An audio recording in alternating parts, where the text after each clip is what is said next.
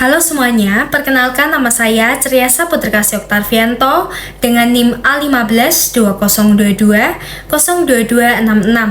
Pada video kali ini saya akan membahas mengenai salah satu materi penting dari mata kuliah leadership, yaitu teori munculnya kepemimpinan. Saya akan membahas mulai dari teori, analisis kritis terhadap penerapannya, hingga studi kasus ringan dan refleksi pribadi. Materi yang saya review adalah teori munculnya kepemimpinan dari bab 2 mata kuliah leadership. Teori munculnya kepemimpinan terbagi menjadi 3 teori utama. Yang pertama ada teori genetis atau keturunan. Pemimpin itu dilahirkan, bukan dibuat. Artinya, seseorang menjadi pemimpin karena sudah ada faktor genetik dari orang tua atau keturunan sebelumnya yang sudah menjadi pemimpin. Yang kedua ada teori sosial, yaitu teori menyatakan sebaliknya, pemimpin itu dibentuk. Siapa saja bisa menjadi pemimpin, asalkan diberi pendidikan, pengalaman, dan latihan yang cukup. Dan ketiga ada teori ekologis. Ini merupakan gabungan dari teori sebelumnya. Seseorang bisa menjadi pemimpin jika punya bakat dan kemudian diasah melalui pengalaman dan pendidikan. Selanjutnya ada 6 sifat dasar pemimpinan. Yang pertama ada empathy, self-esteem, motivation, commitment, decision making, dan interpersonal awareness. Kompetensi kepemimpinan adalah kemampuan yang dimiliki seseorang yang nampak pada sikapnya yang sesuai dengan kebutuhan kerja dalam parameter lingkungan organisasi dan memberikan hasil yang diinginkan.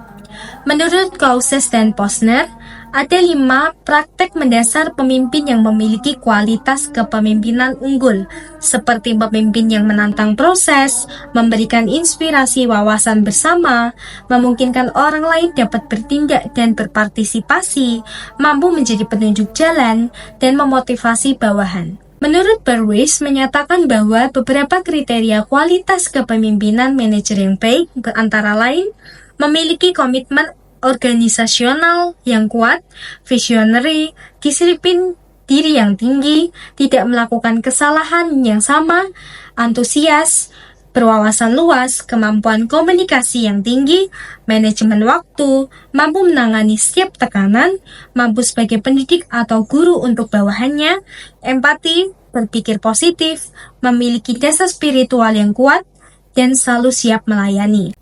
10 keterampilan untuk menjadi seorang pemimpin yang sukses yaitu tentukan visi, jelaskan visi Anda, kenali gaya kepemimpinan Anda, bedakan kepemimpinan dan manajemen, pelajari dan taati aturan, jaga kepercayaan kolega Anda, pahami aturan kekuasaan, bertindaklah seperti seorang pemimpin, kaderisasi kepemimpinan, dan jaga keseimbangan hidup Anda. Ada 5 dimensi kepercayaan. Yang pertama ada integritas, merujuk pada kejujuran dan kebenaran. Kompetensi, mencakup pengetahuan dan keterampilan teknis dan interpersonal. Konsistensi terkait dengan kehandalan, prediktabilitas, dan pertimbangan baik seseorang dalam menangani situasi-situasi, ketidaksesuaian antara kata-kata, dan tindakan mengikis kepercayaan. Loyalitas adalah keinginan untuk melindungi dan menyelamatkan wajah untuk orang lain. Kepercayaan menuntut bahwa Anda dapat bergantung pada seseorang untuk tidak bertindak oportunis. Dan keterbukaan, Anda mengandalkan orang untuk memberikan ke Anda kebenaran kenyataannya. Tingkat manajemen terbagi menjadi 3. Yang pertama, manajer garis pertama atau first line. Tingkatan manajemen paling rendah dalam satu organisasi yang memimpin dan mengawasi tenaga-tenaga operasional. Yang kedua ada manajer menengah, middle manager. Manajer menengah dapat meliputi beberapa tingkatan dalam satu organisasi. Dan terakhir manajer puncak, top manager. Terdiri dari kelompok yang relatif kecil, manajer puncak bertanggung jawab atas manajemen keseluruhan dari organisasi. Selanjutnya ada keterampilan manajerial.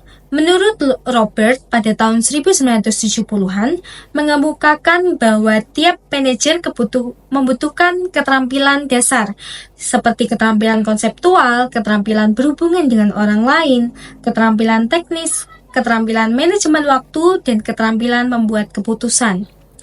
Sebagai seorang pemimpin, prinsip AIDS atau aku iri dengki sirik. Seperti apakah saya bisa menerima kritikan, apakah saya terlalu suka mencela orang lain, jika terjadi ketidakberesan, apakah saya menyalahkan semua orang kecuali saya, dan apakah saya berprasangka buruk. Analisis kritis pribadi. Yang pertama, apakah materi atau teori tersebut relevan dengan teori dunia kerja saat ini? Menurut saya sangat relevan karena dampak praktik dunia kerja sekarang, kita sering melihat seseorang dipromosikan menjadi pemimpin bukan hanya karena keturunan, tetapi karena kemampuannya untuk dibentuk melalui pelatihan dan pengalaman kerja. Ini mendukung teori sosial dan ekologis. Kedua, apa kelebihan dan kekurangannya menurut Anda? Kelebihannya, teori genetis menekankan pentingnya pengaruh karakter bawaan, namun terlalu sempit karena mengabaikan pembentukan kemampuan. Lalu ada kelebihan teori sosial, menyediakan peluang yang adil bagi semua orang untuk menjadi pemimpin. Kelebihan teori ekologis paling realistis karena menggabungkan dua pendekatan. Kekurangannya, teori genetis bisa berbahaya jika didasari dasar tunggal dalam memilih pemimpin, karena tidak mempertimbangkan kompetensi dan aktual. Bagaimana teori ini bisa diterapkan oleh mahasiswa atau pemimpin muda? Mahasiswa dan pemimpin muda bisa menggunakan teori sosial dan ekologis untuk menyadari bahwa mereka bisa mengembangkan diri sebagai pemimpin lewat aktif organisasi, magang, pelatihan soft skill, dan refleksi diri. Contoh nyata yang saya alami adalah saat mengikuti organisasi di luar kampus. Awalnya saya merasa tidak berbakat jadi pemimpin, namun setelah diberikan tanggung jawab dan ikut pelatihan, saya mulai mengembangkan skill komunikasi, empati, dan time management. Akhirnya saya dipercaya menjadi guru sekolah minggu di gereja, menjadi sekretaris di Karang Taruna Kampung, memimpin beberapa acara di gereja. Hal ini menunjukkan bahwa teori sosial sangat nyata. Refleksi pribadi menurut saya yaitu materi ini sangat membuka pandangan saya bahwa kepemimpinan bukanlah soal bawaan sejak lahir, melainkan proses pembelajaran terus-menerus. Saya jadi lebih semangat untuk terus mengembangkan kemampuan diri agar bisa menjadi pemimpin yang efektif. Saya juga belajar bahwa kepemimpinan bukan hanya soal memimpin, tapi juga tentang melayani, mendengarkan, dan menginspirasi. Terima kasih sudah menonton review video ini. Semoga penjelasan tadi membantu kalian memahami bagaimana teori kepemimpinan bisa kita terapkan di dunia nyata. Jangan lupa untuk terus belajar dan percaya bahwa setiap orang memiliki potensi untuk menjadi pemimpin. Sekian dari saya, terima kasih.